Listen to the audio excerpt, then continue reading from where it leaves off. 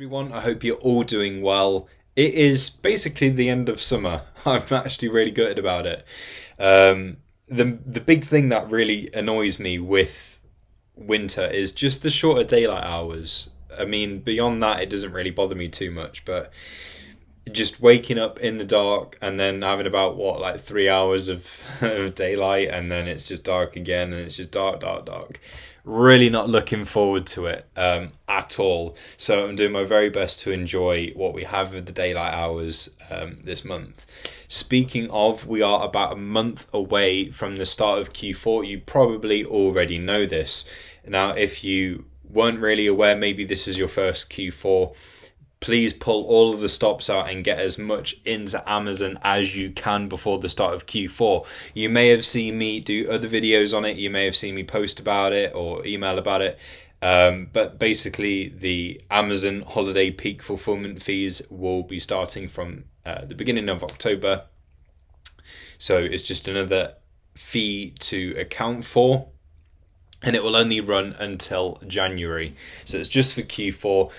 For any Q4 veterans, you will know that with Amazon, there tends to be something that happens around Q4 time. So last year, we were dealing with the US bundle policy changes. We're also dealing with certain brands being regated and not accepting any new applications. And some would open up, some would stay closed, then it would reverse, and yeah, there was things like that going on. And to be fair, every Q4 there tends to be a little something, and this is why it's extra important to make sure that we are prepared for Q4 well in advance. Most Amazon sellers will make a start finding things that they want to sell in Q4, sending stuff in, and yes, you do have to account for more in the way of storage fees, but it's about weighing up the cost of those storage fees versus the convenience of Q4.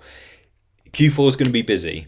Okay, we know that. We have so many events jammed into those couple of months. We have Halloween, we have Black Friday, Cyber Monday, Christmas, Boxing Day, and then technically New Year's is the start of Q1, but to be fair, we can just throw that in there with the rest of Q4.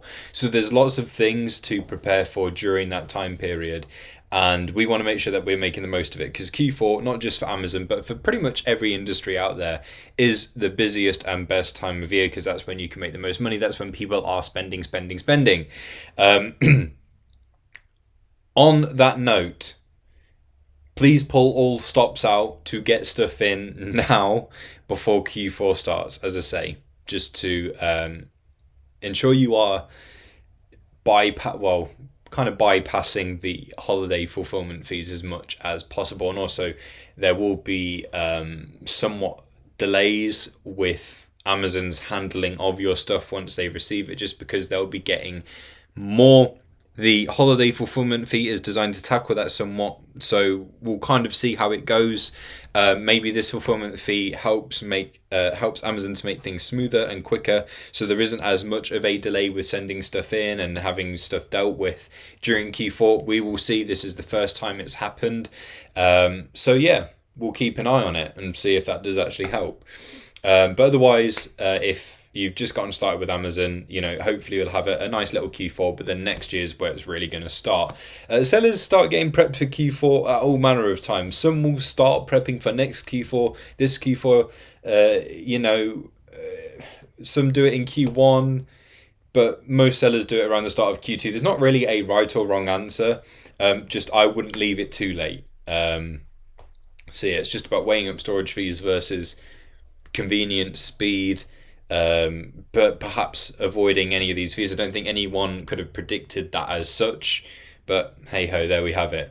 Now, something else I wanted to talk about as well, and I think this is just one of those things that maybe kind of most of you guys know, but it just helps to hear it talked about. There's a lot of back and forth on Amazon. It's kind of like being on a swing if you're in the Amazon space, which any of you watching this, yes, you are in the Amazon space. I imagine you're watching more than just my videos, more than just my channels. You will no doubt be seeing stuff on YouTube, TikTok, maybe in forums, Reddit,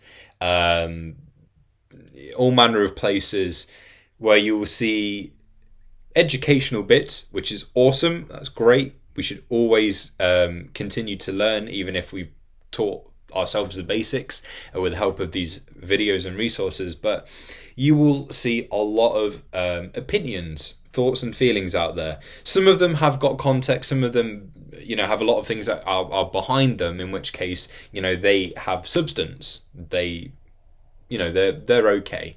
However, there's lots of statements which are based on pure thoughts, speculation, feelings, personal experiences, that they just don't have that same level of substance.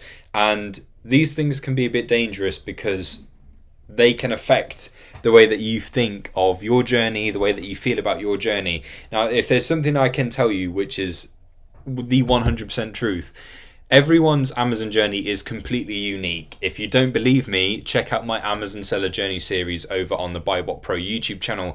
I've interviewed lots of sellers that you'll recognize from YouTube and TikTok, and no two sessions are the same. Even if they have the same methods in place, or if they're doing online arbitrage, maybe they're doing Amazon for a couple of years, there will still be different approaches to things, different thoughts on things, different practice, all manner of different things. No two journeys are the same. No two people's experiences are the same. If you've been in the Amazon space for, I would say, at least a year, then you will have probably seen the full extent of the swinging back and forth. You'll have points in the year where people say, Amazon's dead, it's not good, bleh, I'm done. But a lot of the time, most of the people that say that aren't actually done, and they still continue because they know, just like I do, that there are periods where Amazon is awesome, and then that's when they'll say, hey, Amazon's an amazing opportunity, you should learn about it. No. So there's this constant back and forth. Now Q4 is when we are going to see hopefully lots of positive things about Amazon. I've made X amount this Q4, it's been brilliant. Yes, it's been hard work, you will see things about that, but you will at the end of it see Q4 was excellent, sold lots, made plenty of money, great opportunity. Couldn't do this any other way. But then when we come to January, February, maybe even March, because sometimes it bleeds into that, we have a bit of a drier spell. And that's not just Amazon. Pretty much every industry out there experiences that drier spell because people spend in Q4. By the time it comes to Q1 again, they are spent out. And that's not me saying that Q1 is damned and you won't make anything during Q1, because you will. And this is where, like I've said in plenty of other videos, it's important to have an array of things that do well all year round. It is worth spending a sourcing session or 2 or 3 or however many to put together a list of products that do appear to do well in Q1. So you're all year rounders and your Q1 sort of popular products, that's what you're looking for. And I mean, the best way really to tide yourself over during Q1 is with replenishables, is with things that there is a constant need for. They are important because there will never stop being a need for them, even during the drier spells. You need groceries every week, every other week, constant need. So you got to find things like that.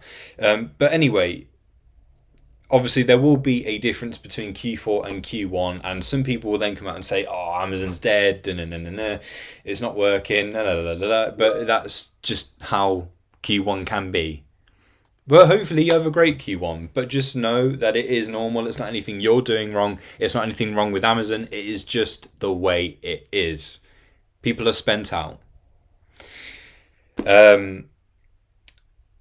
Yeah, and there will be other dry spells like that, and then that's when you'll have people say, oh, Amazon doesn't work. But then you'll have plenty of great spells and people say, oh, yes, Amazon works, it's amazing. And it's just a back and forth swing, and, I would say to just ignore it, really, and focus on your own journey. Like, your own experiences, that there are dry spells, that there are spells where things are really good, and it's just about getting through them. Don't focus on other people's journeys, focus on your own.